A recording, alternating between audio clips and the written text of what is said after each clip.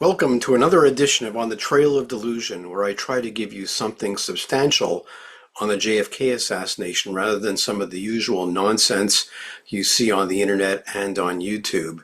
And please, if you like this presentation, then please hit the subscribe button. We appreciate your support.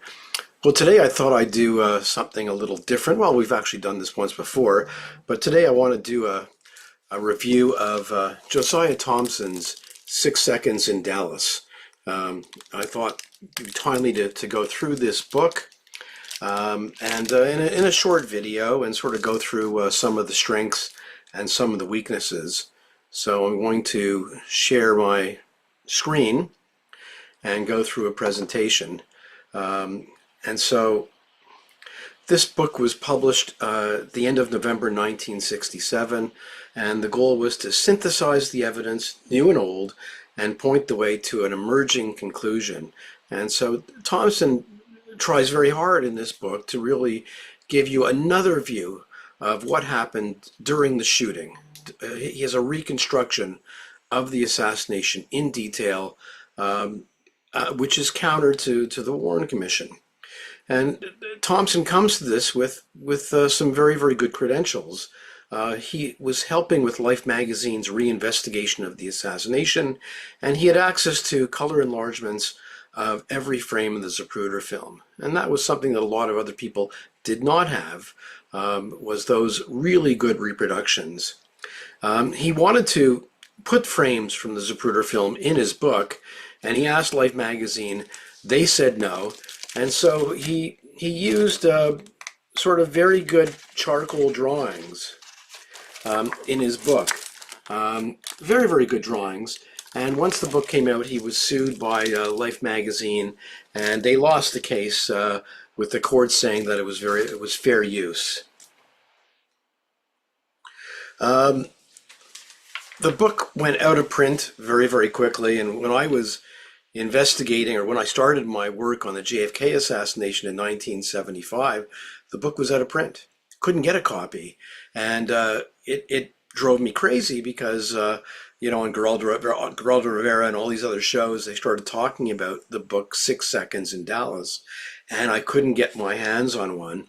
And then I found out there was a copy of the book at McGill University, which is the major university in Montreal. I didn't go to McGill, but one of my friends did. And so he took out a copy for me for 2 weeks, and I read it, and it was sort of I really wanted to get a copy. And shortly after that, I think in 1976 or so, the book came out in paperback format, small paperback, and they actually put in the Zapruder frames. And I bought a copy, and back in those days, I was corresponding with Dr. Cyril Wecht, and I told him in one of my letters that this book was now out in paperback, and he didn't have a copy, and I actually sent him a copy in the mail of Josiah Thompson's 6 Seconds in Dallas. Thompson's conclusions were that the assassins, oh, by the way, I should actually comment on the cover. And this is the Saturday Evening Post from 1967. This is December 2nd, 1967. Cover story, Saturday Evening Post, major excerpt of the book in the magazine. And basically what happened was that this came out before the publication of the book, and they loved, Bernard Geiss and Associates, the publishers of the book, loved this illustration, this picture of Kennedy, and this became the new cover. I'll show you. Basically, the color graphic was so good that Bernard Geiss trashed 25,000 book jackets just 1 week before its release, costing them $2,000, and this became the new cover of 6 Seconds in Dallas. I haven't seen what the old cover was. I'm not sure what it was. So if we go back to Thompson's conclusions. So Thompson concluded that there were 3 assassins who fired 4 shots at the motorcade. The first shot was fired from between Zapruder frame 215 to 224 from the Texas School Book Depository, hitting Kennedy in the back and lodging there, and then falling out during the autopsy. The second shot, he claimed, was fired from between Zapruder 234 to 238 from the Dallas County Records Building, and that was the shot that hit Connolly and wounding his chest, wrist, and thigh. The third shot at frame Z312 was fired from the Texas School Book Depository and hit JFK in the head, pushing him slightly forward, and a fragment from that exited his throat. And the fourth shot, one frame later at Z313, was fired from the grassy knoll, and that hit JFK in the head, pushing him back and to the left. He claimed that no shots missed, and hence the title of the book, 6 Seconds in Dallas. I mean, if he had concluded that the first shot had missed, the book could have been titled 10 Seconds in Dallas, but it's nowhere near as catchy as 6 Seconds in Dallas, and that, in fact, is one of the reasons why everybody felt so constrained to believe that this was 5.6 seconds was the entire time length of the assassination. That's just not true. The strength of Thompson's book was he really focused on the photographic evidence, and of course, particularly on the Zapruder film, which he had access to. A very, very big part of Thompson's book was JFK's head motion. This is an illustration from page 87 showing the forward motion of JFK's head from frame 312 to 313, where he was obviously hit by a gunshot wound to the back of his head. And then from frame 313 to 316, the backward motion of Kennedy's head, which Thompson believes was from a shot from the grassy knoll. That was a major part of Thompson's book, this double head motion of JFK. And here is a diagram of his reconstruction of the assassination, and you can see the 3 locations and the four shots during the assassination. This book was very well received. Max Lerner wrote in the New York Post that it was not until this book that I became clear in my mind about some kind of collaborative shooting and about the trap that had been set for the president. And that was quite something. Max Lerner was a supporter of the Warren Report. He was a well-known columnist writing in a variety of newspapers, and this book really, really clearly affected him. Diggy Deal wrote in the LA Times that it was the most forceful, graphic, and well-organized argument for reopening the assassination investigation. So people really felt this was well received, and as I said, there was a major excerpt in the Saturday Evening Post, and the editor, Bill Emerson, wrote up front in the magazine an editor's note about why he thought this was so important.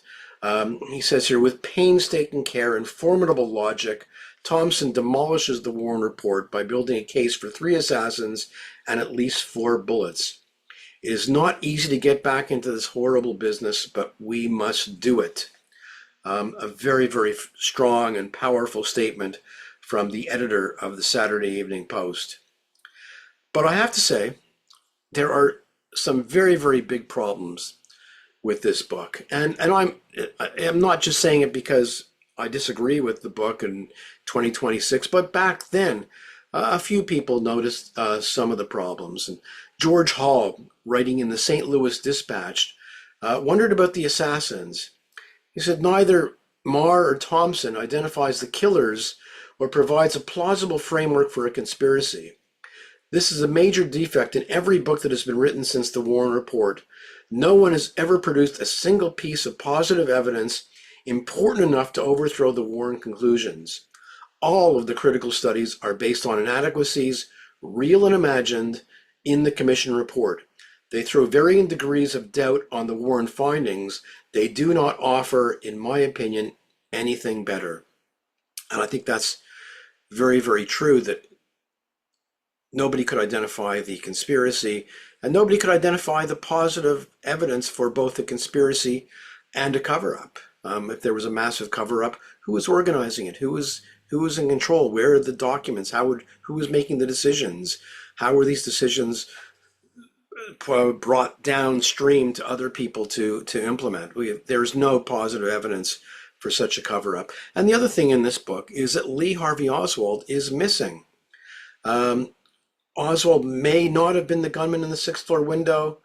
that during the shooting he was quite literally where he said he was on the first floor, that two conspirators other than Oswald may well have been on the sixth floor of the depository building during the shooting, but largely Oswald is missing from this book. He's just not there. Thompson thinks he was on the first floor, but that's it. There's nothing else. The Tippett murder is not mentioned, not in the book at all. The only mention of Jack Ruby in this book is the possibility that perhaps Ruby planted CE-399. And Thompson does admit that Oswald's rifle was used in the assassination. The Mannlicher Carcano rifle fired shots from the Texas School Book Depository, but somehow it wasn't Oswald. How that rifle got in there, we don't know.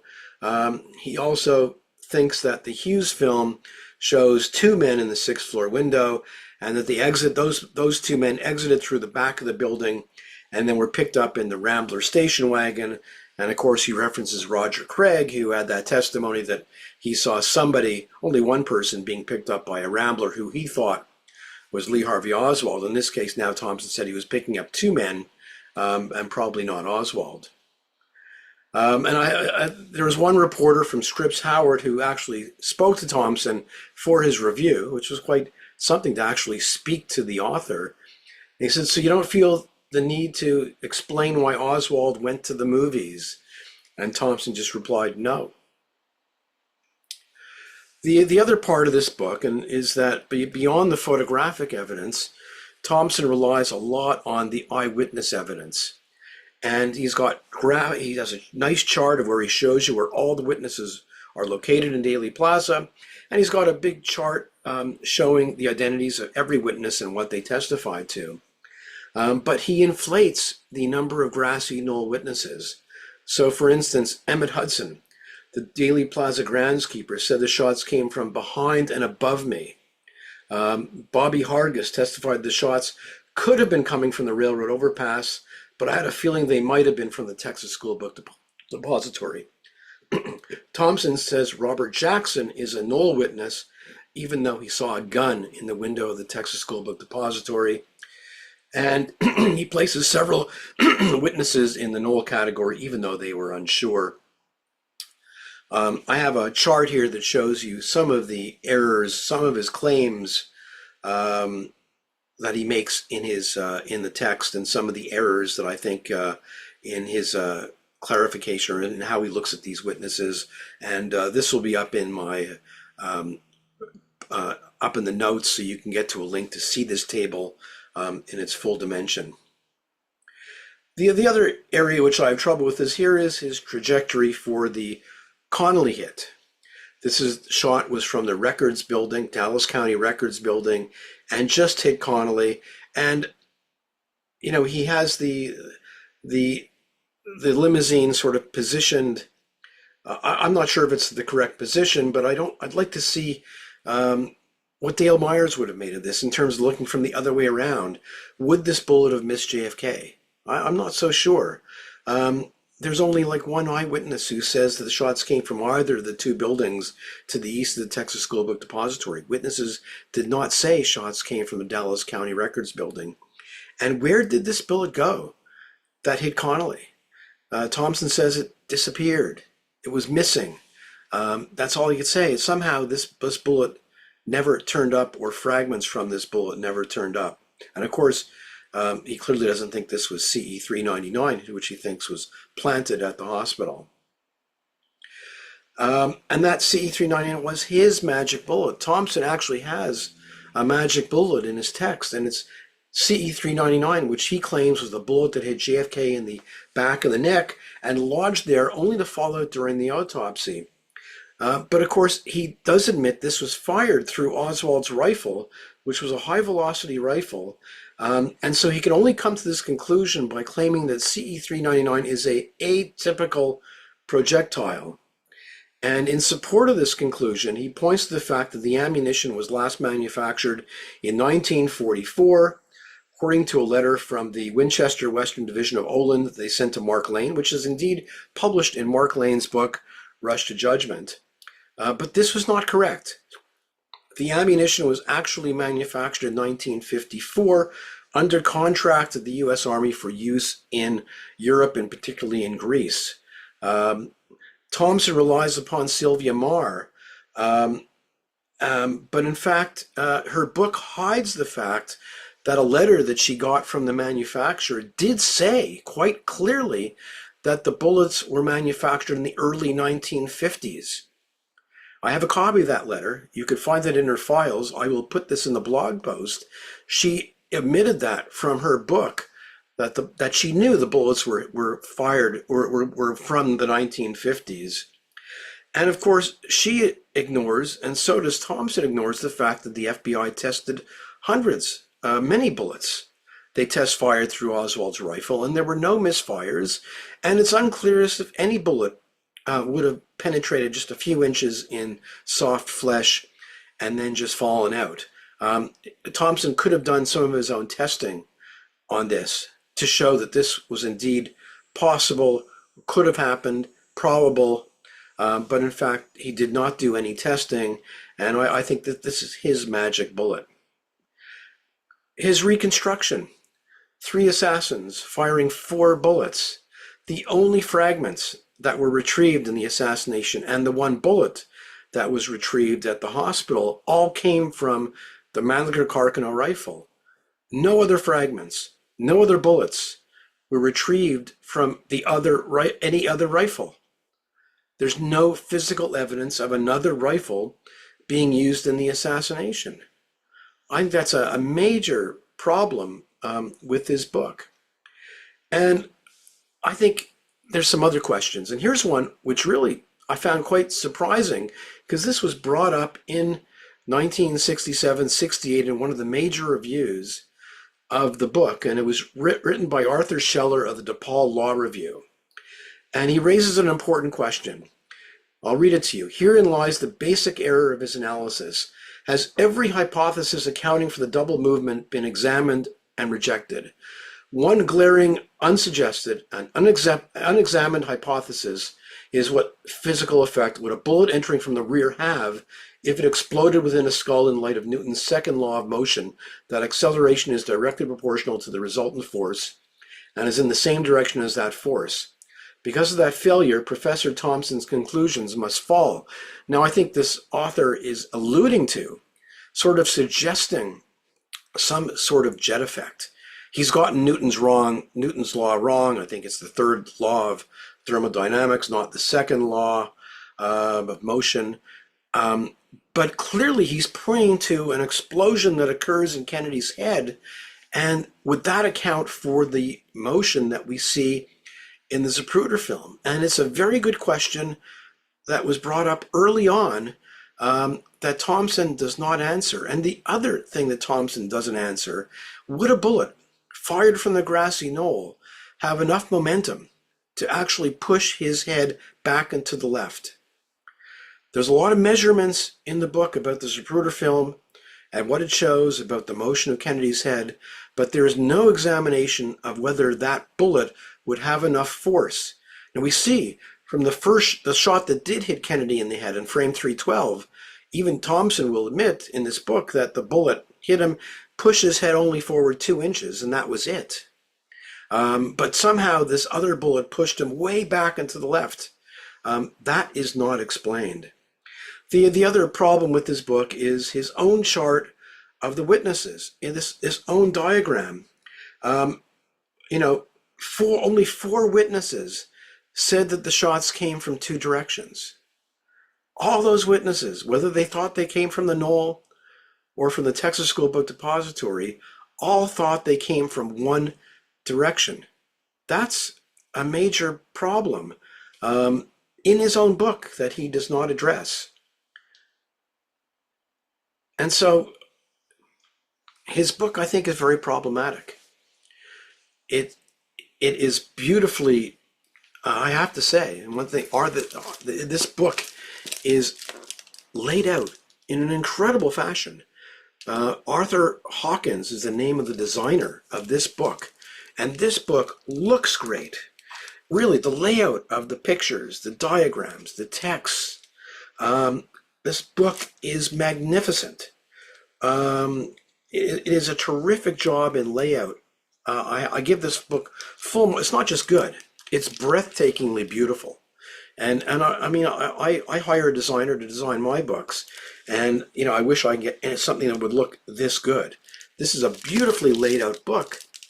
The problem is that the text isn't that good, just isn't. And so, thank you for tuning into On the Trail of Delusion, and we'll be back soon with another episode.